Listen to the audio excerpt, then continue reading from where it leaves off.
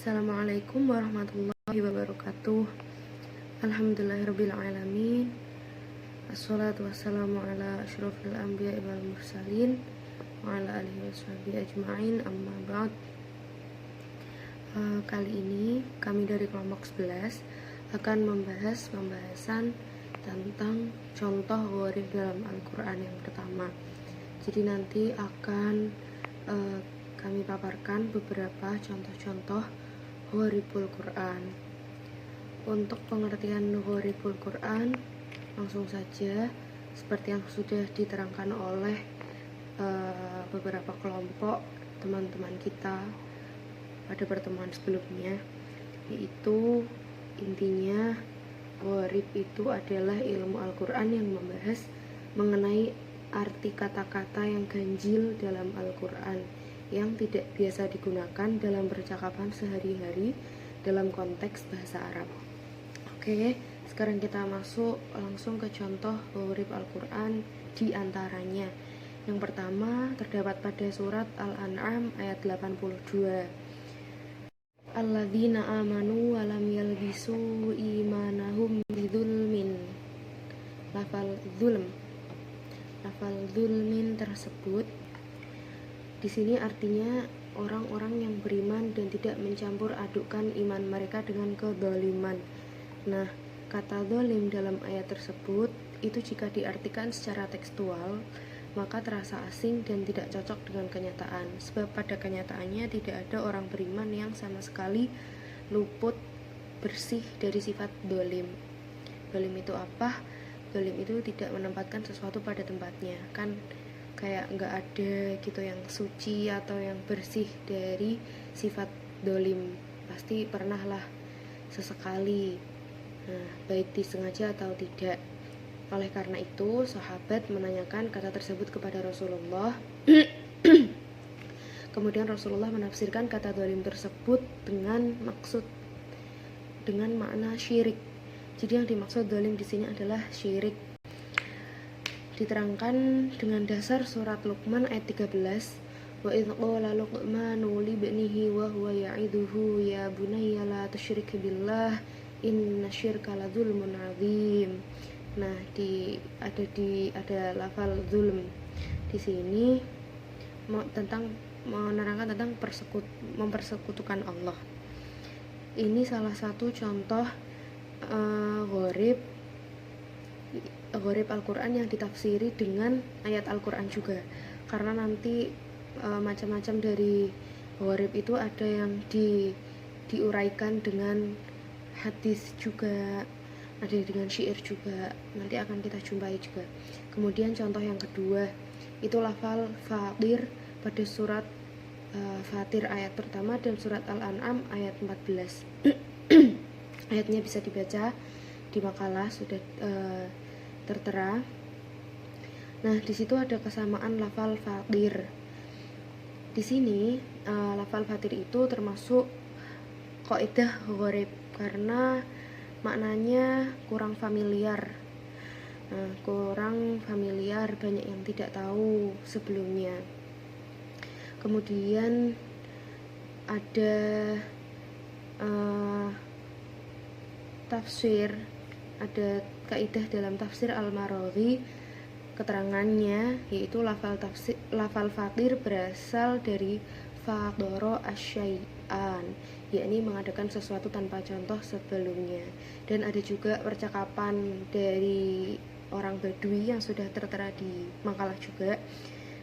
Ana abtada tuha hafroha, aku yang memulai menggali dan membuatnya. Jadi di sini dari percakapan tersebut dan dari keterangan dalam tafsir Al-Marawzi, lafal Fatir bermakna yaitu menciptakan. Kegharibannya ini terletak pada yaitu tadi ya, belum atau kurang familiar ditemui.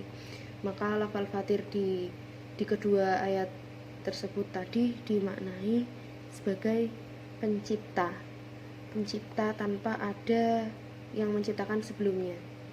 Nah, pencipta, penemu, seperti itu. Kemudian contoh yang ketiga itu lafal hananan dalam surah Maryam ayat 13, wa hananam min ladunna wa zakatan wa kana taqiyya. Nah, di sini termasuk lafal hananan ini termasuk kaidah gharib karena dia termasuk lafal yang asing dalam pembicaraan orang-orang Arab, sehingga Ibnu Abbas juga kurang mengetahui apa maksud dari kata tersebut. Dan endingnya ditemukan bahwa lafal hananan itu di dalam keterangan tafsir At-Tabari yang dikutip dari Ibnu Katsir. Di dalam keterangannya tersebut, Ali bin Abi Thalhah menuturkan dari Ibnu Abbas, beliau mengatakan wahananam min ladunna itu bermakna rahmat dari sisi kami. Di Al-Quran juga bisa dimaknai rasa belas kasihan, pokoknya rahmat ya, yaitu welas asih gitu. Kemudian contoh yang keempat yaitu Ad-Dukhan ayat 10, farutaqib yauma ta'tis sama ubidukhanim mubin. Nah, ini yang termasuk gharib yaitu lafal fartaqib. Lagi-lagi gharib karena keasingan bentuknya ya, atau kalimatnya. Nah, jadi di sini di lafal fartaqib dimaknai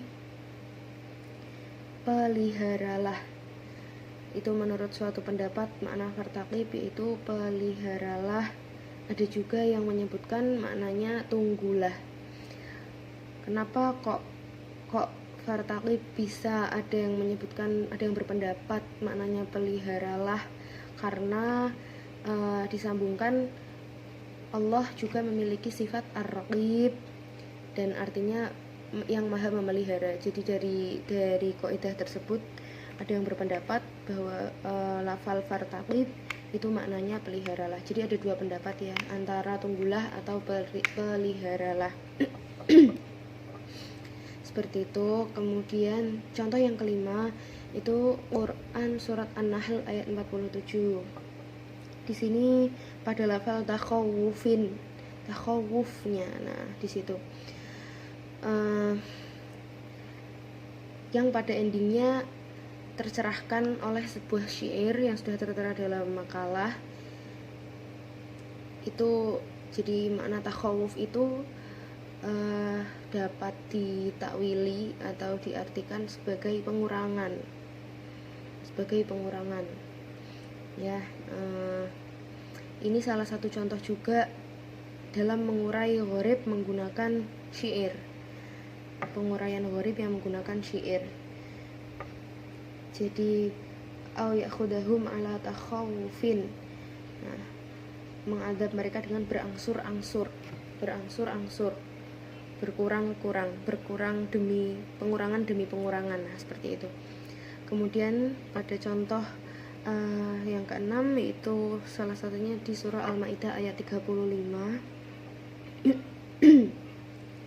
Ini yang di highlight yaitu kalimah wasilah, al-wasilah. Di sini juga salah satu contoh penguraian gharibul Quran menggunakan syair.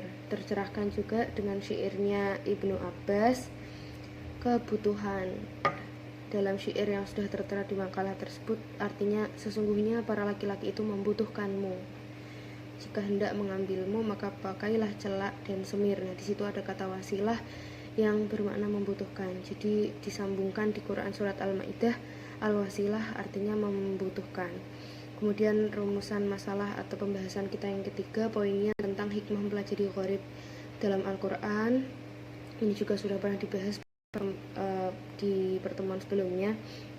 Salah satunya tentang mengundang tumbuhnya penalaran ilmiah, mengambil perhatian umat, dan memperoleh keyakinan terhadap eksistensi Al-Quran sebagai kalamullah. Demikian pembahasan presentasi dari kelompok 11. Semoga bermanfaat.